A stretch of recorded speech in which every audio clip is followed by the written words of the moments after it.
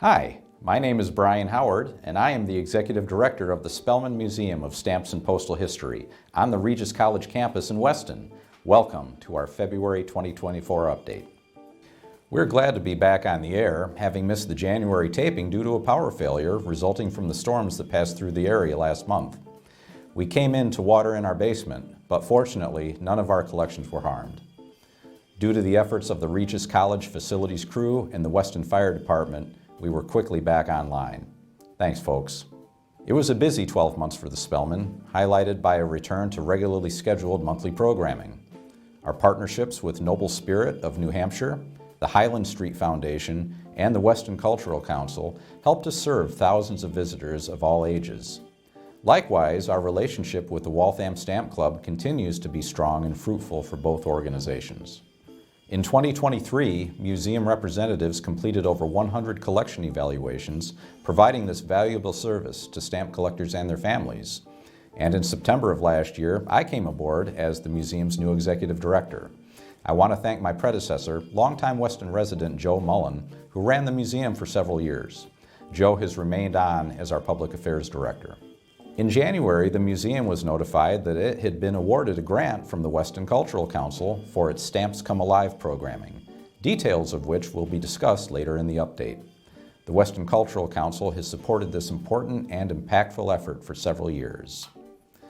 Additionally, our digital media expanded with the establishment of the museum's YouTube channel, where visitors will find video content, including these monthly update segments. This month's featured artifact is the stamp dress, an iconic piece of the museum's collection. The dress is covered with over 7,000 stamps and was originally a Victorian-age garment that was modified in 1935 by Genevieve Carlson, known in stamp collecting circles as the Philatelic Queen. It features patriotic imagery, including a United States shield and a bald eagle clutching arrows and olive branches.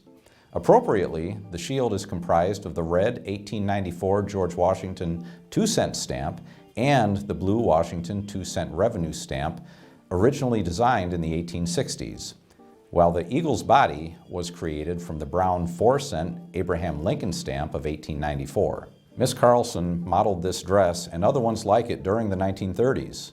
We are honored to have it in our collection. Visitors can see the stamp dress on display in our main gallery in the Stamps Reinterpreted exhibit case. We're closing today with Heidi Price, who, in addition to serving on the museum's Board of Trustees, plays a key role in our public programming and marketing efforts. Heidi is a fine arts-trained illustrator who runs a visual design and event planning business based here in Weston. She works with clients of all kinds, many of whom are support-driven, as is the Spellman. Heidi, welcome to the update. Thank you so much, Brian. It's a pleasure to be here. All right. So, how did you come to find the Spellman?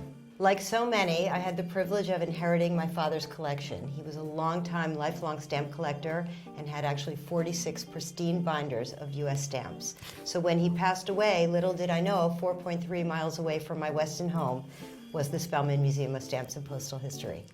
The minute that I met the museum, I was curious about how such a jewel sustained itself. So I began asking questions. In my own work, I help clients raise money and raise awareness. So I began to offer my services. And I really coupled that with my love of beautiful things and the joy of these magnificent little jewels called postage stamps. Why stamps?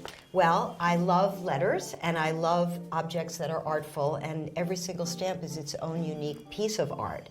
I've really just turned my focus to it, and everything we do with stamps really enhances their beauty. And I hope the world really appreciates how important of a treasure that they are. What are your thoughts about the museum's role in our communities, not only the town of Weston and the Metro West, but the philatelic community as well? As many people may know, the Spellman Museum is only one of 2 stamp museums really in the country, in the entire United States. And here it is in our town of Weston, which is amazing. It's a great resource, and being someone who lives in Weston and really supports Weston, I think it's important for everyone to understand we're so fortunate to have this resource. Of course, Heidi, you and I have worked together for the last almost 6 months now on exhibits and special events and promoting the museum. And we have a pretty full schedule already coming up in 2024. Yes, we do. So why don't we review some of our confirmed events and some of our plans for the future. So right around the corner on Saturday, February 10th, we're hosting a Valentine's Day event where really people of all ages, but especially geared toward young people, will be helping them make Valentines, learn to make their own envelopes, and of course featuring beautiful love stamps. Shortly thereafter, on Saturday, March 2nd, I'm very excited. We are hosting local historian and actress Cheryl Fay. She has been with us before, and she does a beautiful one-woman show that takes about an hour, and it's featuring the whole life story of Queen Elizabeth II.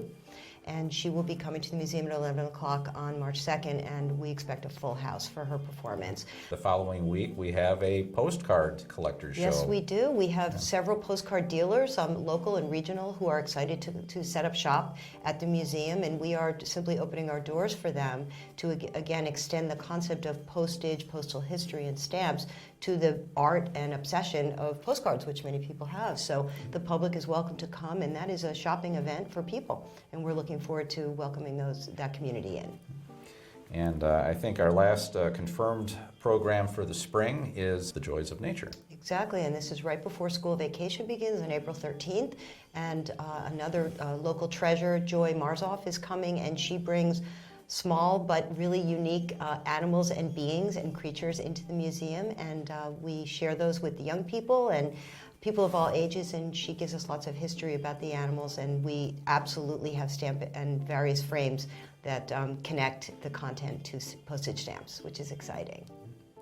And as we're looking forward into the year, we've been talking about some presentations and events for Pride Month and for working with some of our South American contacts to do some exhibits a little bit later on in the year. So I think we're going to have a pretty full schedule. Well, Heidi, thank you so much for coming on the show today. I really appreciate it. Looking forward to working with you, not only at the museum, but possibly in some future episodes of the update. So My pleasure I'm glad to be you could here. make it. My pleasure to be here. Thank you. All right. That's it for the February update.